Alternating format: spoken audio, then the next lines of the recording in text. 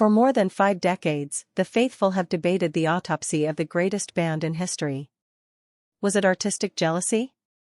Business squabbles? A certain avant-garde artist with a cutting vocal style? We blamed managers, groupies, and even the weight of their own hair. But now, at 84 years old, Sir Richard Starkey, the man with the rings, the wit, and the backbeat that drove a revolution, has finally broken his silence.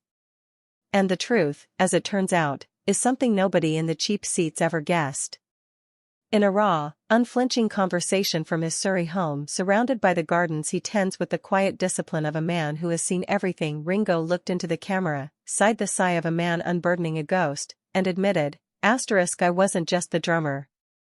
I was the fuse. And in 1968, I nearly blew the whole thing up myself." Welcome to the admission they never pressed him for. Until now. For years, the narrative has been comfortable. John was the genius. Paul was the workhorse. George was the quiet one. And Ringo? Ringo was the lucky guy in the back, the best drummer in the Beatles, as the cruel joke went. He was the lovable everyman who sang Yellow Submarine and never rocked the boat. But the boat was always rocking. Behind the mop tops and the marijuana haze, the 1968 White Album sessions were a war zone. Paul played every instrument on Back in the USA because he couldn't wait for the others. George felt his songs were treated like B-sides. John was barely present, lost in a haze of heroin and the gravitational pull of Yoko Ono. And Ringo? Ringo was the diplomat. The one who brought tea. The one who laughed. Except, inside the cavern of his own chest, Richard Starkey was screaming. You have to understand, Ringo reveals in the new, unguarded interview, excerpts obtained exclusively by this magazine. For 4 years, we were 4 guys against the world. Suddenly, we were 4 guys in a room trying to kill each other with silence.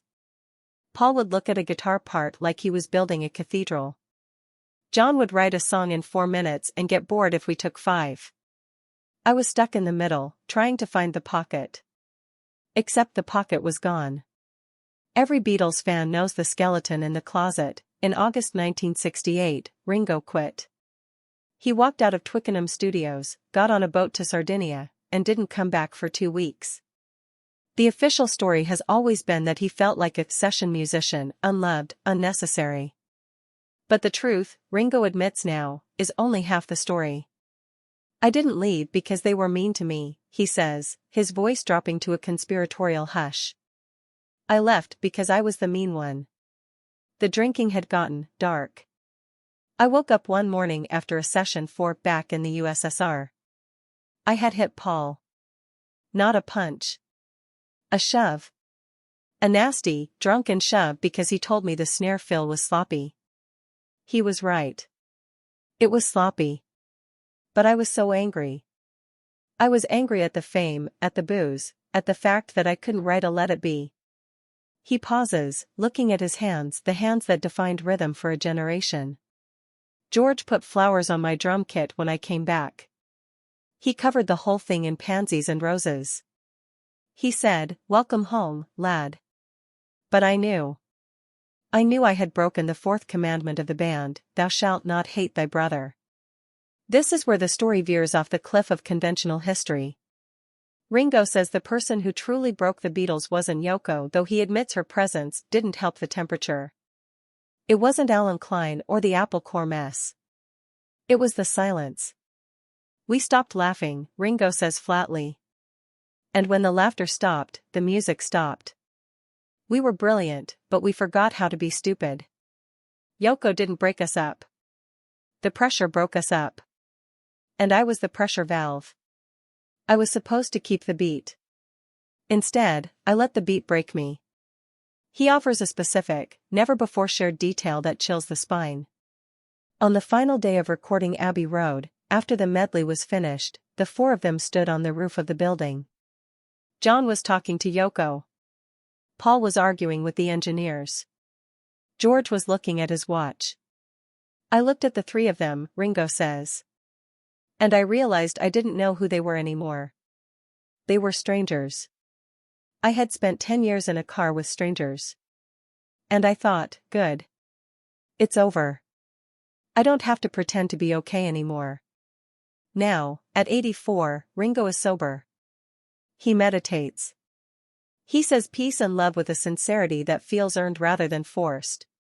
He has survived cancer, the loss of his bandmates, first John, then George, and the slow erosion of memory. So why speak now? Because the kids, he says, referencing his 8 grandchildren and 1 great-grandchild. They asked me last Christmas, "Granddad, were you really friends with them?" And I lied. I said yes, best friends. But friends don't treat each other like that. Colleagues do. For a while, we were brothers. And then the money and the myth ate the brotherhood alive. He leans forward. The twinkle is still in his eye, the same twinkle from a hard day's night, but it's tempered by a century's worth of regret. The admission is this: I was selfish. We all were. But I was the one who was supposed to be the rock. And I cracked first. The Beatles didn't die because of a woman or a contract. The Beatles died because 4 boys from Liverpool grew up into 4 men who forgot how to say I'm sorry.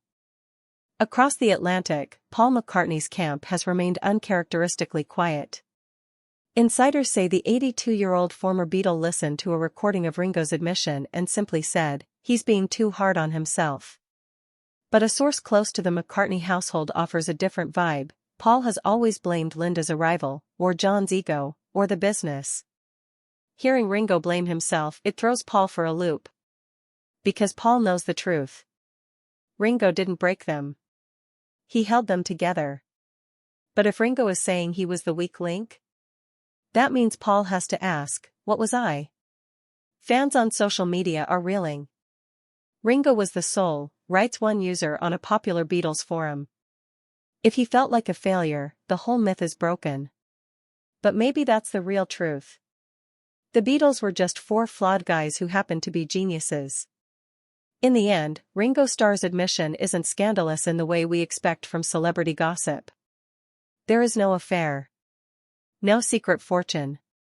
No hidden villain. The villain, he argues, was physics. You cannot contain that much light in one room without burning the furniture. Do I wish we'd done it differently? Ringo asks, answering his own question before the tape stops. Of course. I wish I'd hugged John harder in 1979. I wish I'd told George his guitar on something was the most beautiful thing I'd ever heard. But we were young. We were stupid. And now I'm old. He adjusts his sunglasses even indoors, the icon persists. So here it is, the truth you all suspected: we didn't hate each other. We loved each other too much, and we didn't have the words. That's the real tragedy. That's the real news. And with that, the man who taught the world to follow the sun sets down his tea, smiles a broken smile, and walks out of the frame. The beat, for just a moment, stops. For more on Ringo's stunning revelation and the quiet fallout in Paul McCartney's living room, turn to page 4.